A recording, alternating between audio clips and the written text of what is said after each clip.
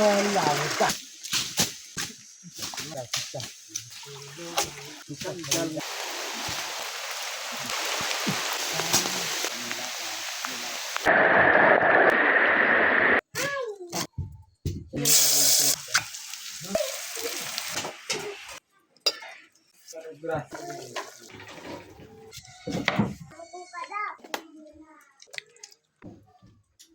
ย่าลืมกดไลค์กดแชร์และกดติดตามเด้อพี่น้อง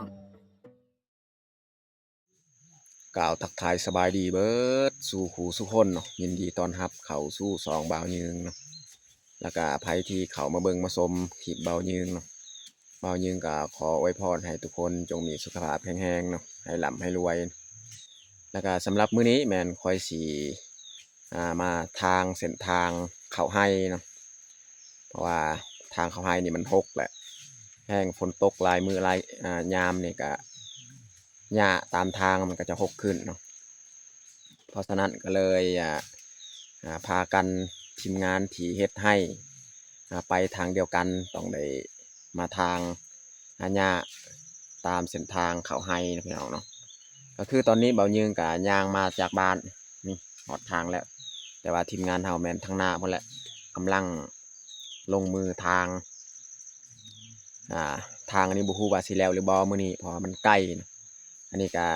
อยู่เทิงและบ้านเฮาเขาลงมานี่ก็เริ่มทางเลยนะเพราะว่าแต่นี่ฮอดไทยนี่มันใกล้คือมี FC บางคนว่าเบายืงนี่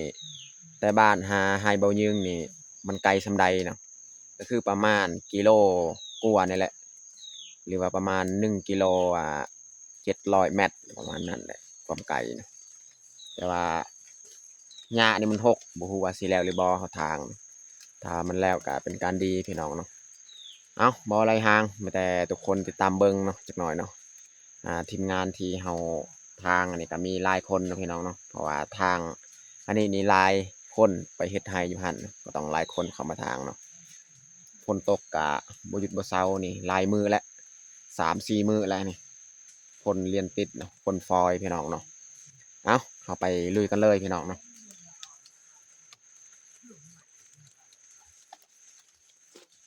นี่แหละเส้นทางของทางแต่ว่าช่วงนี้นี่บ่ได้ขุดพี่น้องแต่เราจะทางหญ้าแบบนี้แหละทีมงานเพิ่นก็บางคนก็ไปก่อนบางคนยังบ่ทันมาก็มีเนาะผู้ใดกินน้ำกินข้าวกินน้ำเรียบร้อยก็ไปเลยนะผู้ใดยังก็ยังบ่ทันมาเนาะแต่เราจะทางหญ้าเอาบ่ได้ขุดถ้าว่าฮอดมือเก็บเกี่ยวข้าวพุ่นแหละจึงได้ขุดได้หยังเนาะพี่น้องเนาะ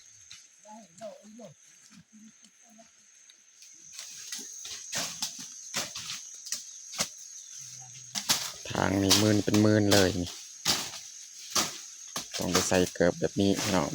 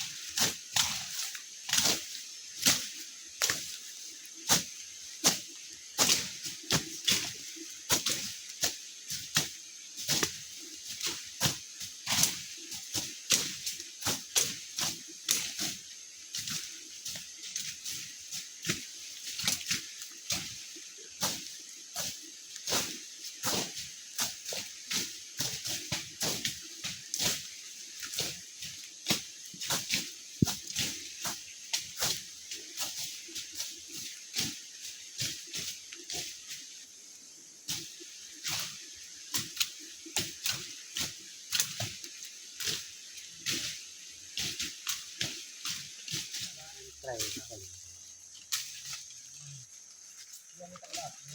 หนือแบบจัด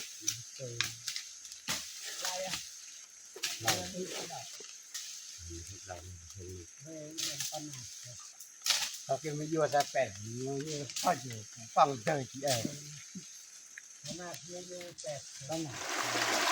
แต่ตอนเราสั่งหลัง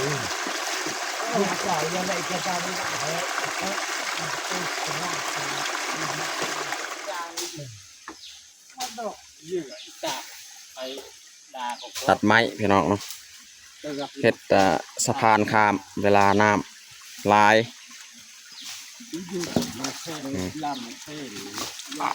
ช่วงยามฝนแบบนี้นี่น้ำอันนี้ถ้าว่าฝนตกแห้งนี่น้ำขึ้น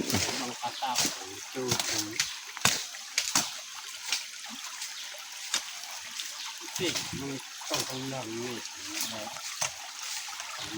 ต้องยามไป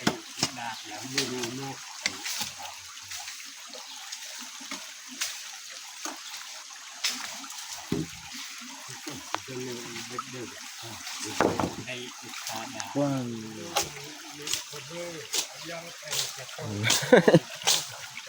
จังได้ขนาดผ่านบ่เฮ็ดครัวแบบนี้วะ ผ่านแล้ว ถ้าว่าช่วงน้ำลายพี่น้องเนาะเราก็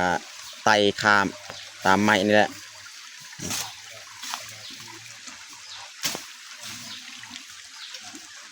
ใส่ไม้2 ลำเดียวก็ไต่ได้พี่น้อง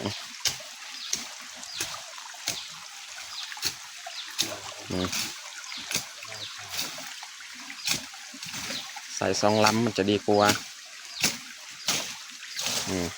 เปลี่ยนทางทางนี้อีกแล้วก็ย่างไปทางนั้นเลย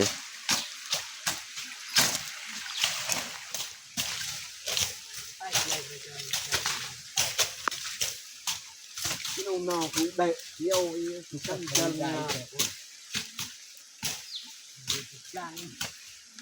เจ้าดำตาตกจะเดินหาเล่นแล้วก็มีเงาเจียวดักดูตาตา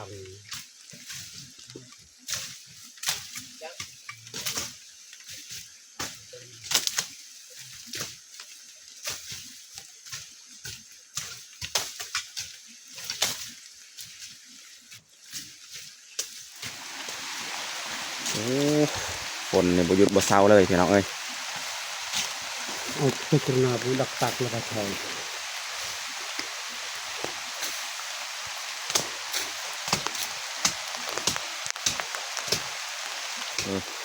หัวหน้าเพิ่นตัดไม้แหละตัดไม้แล้วก็มาซักเวลาเฮาไต่อันนี้ก็ต้องได้จับไม้โตเฮาซักหั่นนะโอ้ตกแหงอีหลีรอพี่น้องเอ้ย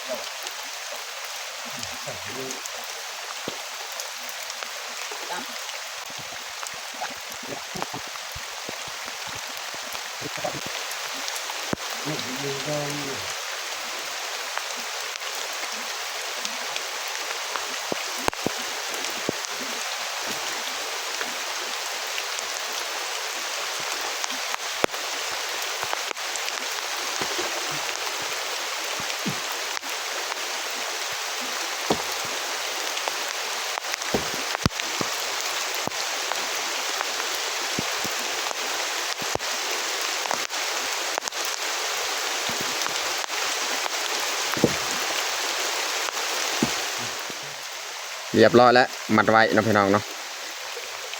คั่วขามเสือขาวเวลาน้ำลายน้ำมากนี่พอหัวหน้าเพิ่นต่อสายไฟจังได้มื้อนี้บ่ไปเฮ็ดได้เห็นบ่มื้อวานบ่มื้อนี้โอ้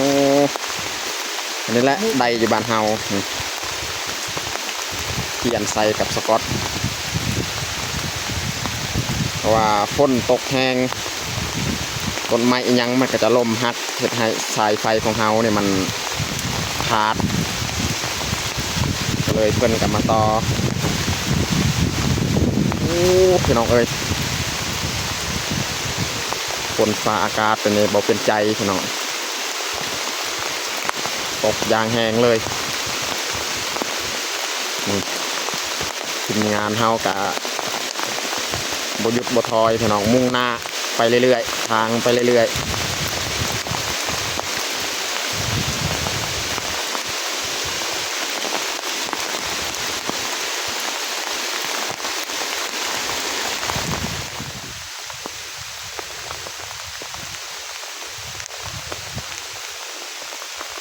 แถวนี้แค่นี้หญ้ามันบ่หกปานใดเอาย่างไปเรื่อยๆแต่ว่าทางของเฮาเนี่ยมันยังไกลยังหลายทางยังบ่ทันแล้วยังบ่ทันเครื่องซ้ำฝนตกนี่บ่หยุดเลยพี่น้องต้นโตกับเปียกเบิดพี่น้อง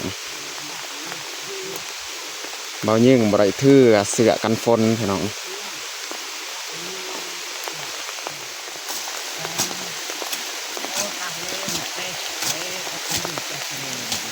โอ้หัวหน้านี่มีเสื้อกันฝนแค่แน่หัวหน้านี่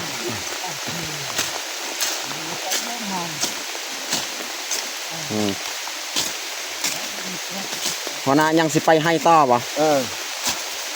ปลาน้ำตาแล้ว ยังสิไปให้ต่อเท่านี้สิพักแล้วบ่ไหว้นาวแล้วแค่นั้นเพิ่นมีเสื้อกันฝน ตกดอกใช่ตกของงาค่ะ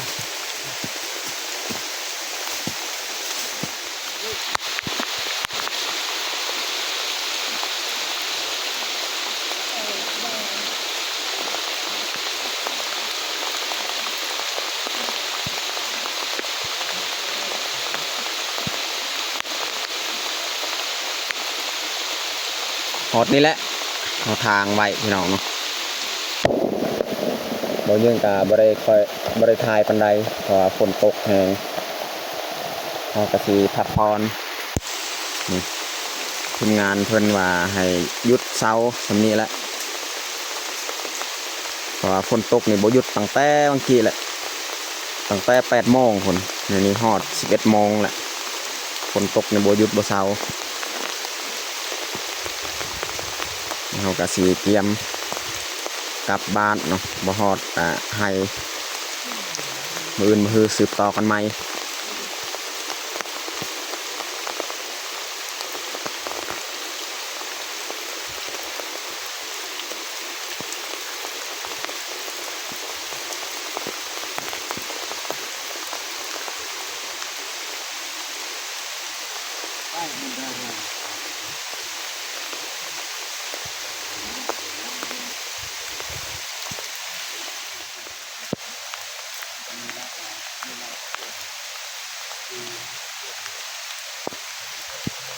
สิเตรียมกลับบ้านแล้วน้อง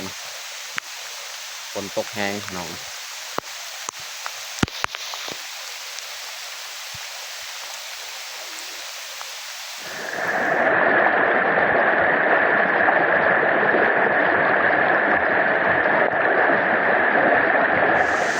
นี่พี่น้องนี่ขากลับนี่หน้ามันจะลายขึ้นอีกนี่เราก็สามารถไต่ตามครัวเที่ยวเฮ็ดไว้นี่แหละนี่ถ้าว่าฝนตกแห้งแบบนี้น้ำมันจะลายเนาะน้ำห้วยนี่เนาะ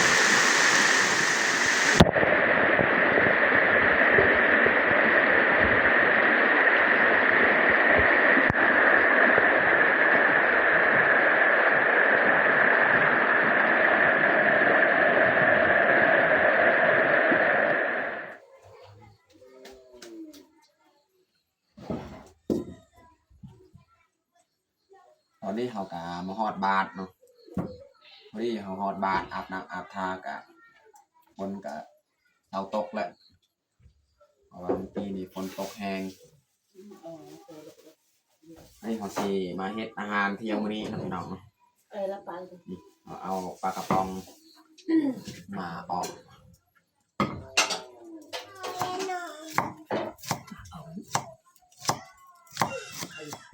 ซอยหัวสีไข่อีก จะมาเบิ่งจะมาเบิ่ง ตาม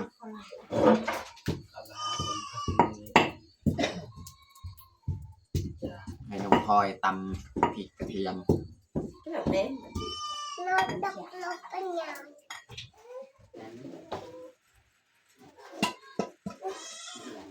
นี่ค่ะสิข้างหม้อสิมาเอาบางปองใส่น้ำมันอีกหน่อยหนึง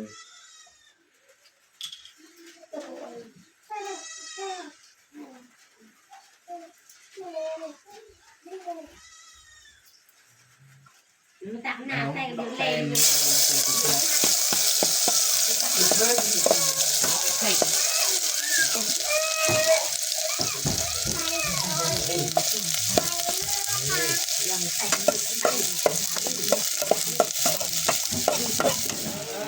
อันนี้เราจะมาแกะปลากระป๋อง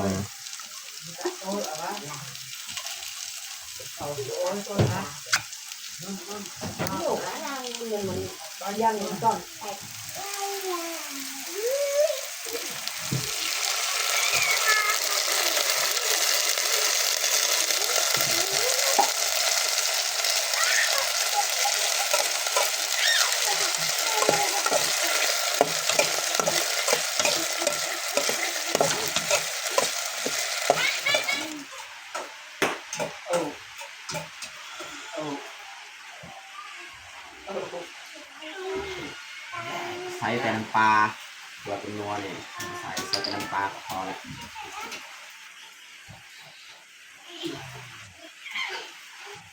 เลยโตแล้ววะ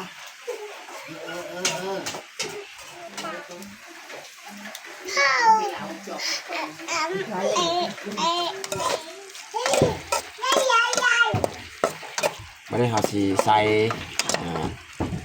หอมบัวผักอีตูนเรียบร้อยพี่น้องเนาะออกปลากระป๋อง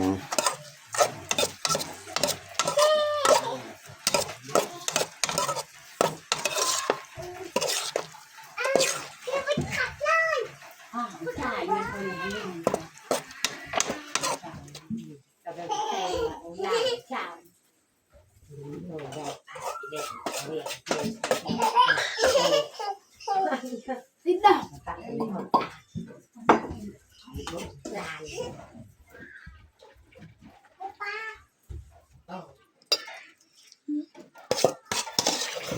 โอ้บ้ามั้ง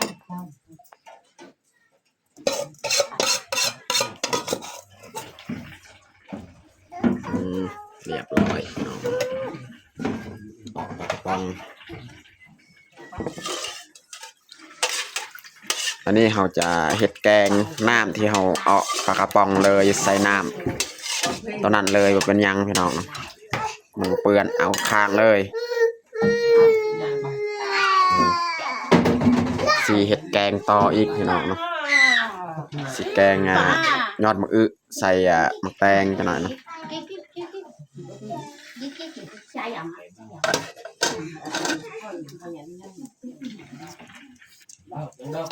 อาจจะซอยมะแตงนี่ซอยแบบบ้านเฮาเคยเห็นกินนี่แหละแบบนี้แหละเขาซอยเอามะแตงมาแกงนี่เขาไม่ได้ซอยเป็นก้อนเป็นหน่วยเป็นเม็ดนะฝานบางๆแบบนี้แหละใส่แกงใ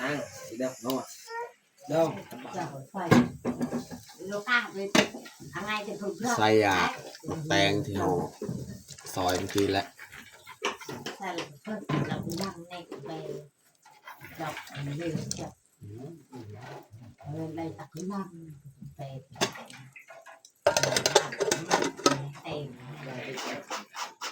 วันนี้เราจะมาปรุงเราเป็นนัว ส่น้ำปลา เป็นพี่ก็ผักกระไซใส่ลงไปเงินสารสะอาด ใส่นัว โยมมีแบบแรก ไม่ได้ทาสีใส่ยอดมะเขือเลยนะ สอบอย่างนี้ เรา เอา เราที่ได้ให้เราเป็นข้าว ซอยหอมบัว หนูยังใช้เปลี่ยนทั้งหมดให้ไว้เป็นเสีย แบ่ง หมดหมด ใบแรงลักนี่เดี๋ยวผักอีตูได้แล้วสำนีตอนนี้ก็สุกเรียบร้อยแล้วแกงของเราสุดท้ายใส่หอมบัว ใส่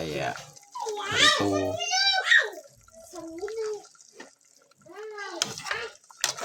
แกงกับผักละพี่น้องบ่ได้ใส่หยังแกงยอดมะอึกับมะแตง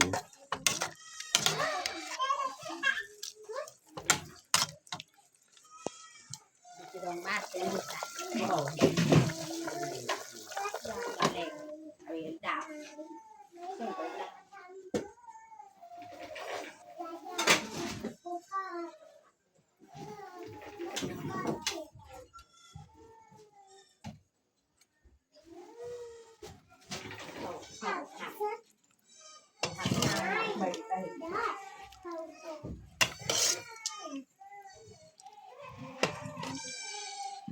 ได้แล้วพี่น้องเนาะสดน้ำพวกสดน้ำมันฮอดยามเย็นยามคนแบบนี้นะพี่น้อง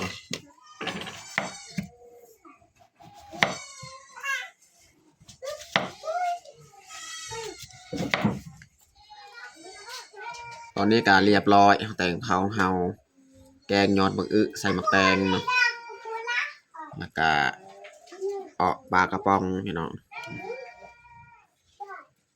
แต่หั่นมะแตงสำหรับอาหารเที่ยงของเฮากับบัดสำนี้แหละ ดาว ตอนนี้ก็เรียบร้อยเฮาแต่งข้าวของเฮาแต่เฮาจะลงมือกินข้าวเที่ยงเลยเอามาเด้อมากินข้าวเที่ยงน้ำกันเอาน้องพลอยเอิ้นลูกป้ามากินข้าวน้องพลอย กินข้าวเที่ยงนึงกัน เอามาเด้อพี่น้องมากินข้าวเที่ยงน้ำกัน เดี๋ยวมันสิใส่มันก็ใส่ ไม่ลอย กินน้องพลอย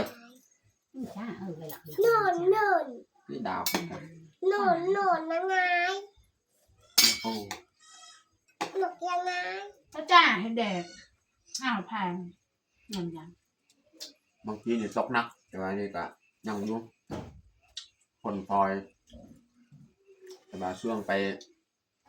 ทางสัญชาติบางทีนี่ฝนตกแห้ง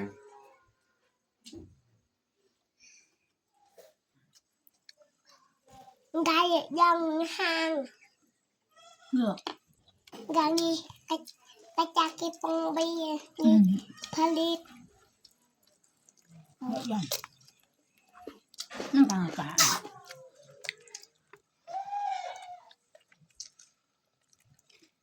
แซ่บบ่น้องพลอย แอบ น้องแพงนี่บ่กินน้องแพงนี่น้ำลายย่อยตลอดกินน้องพลอย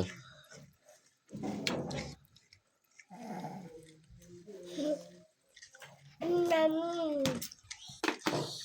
สุดโอ้ย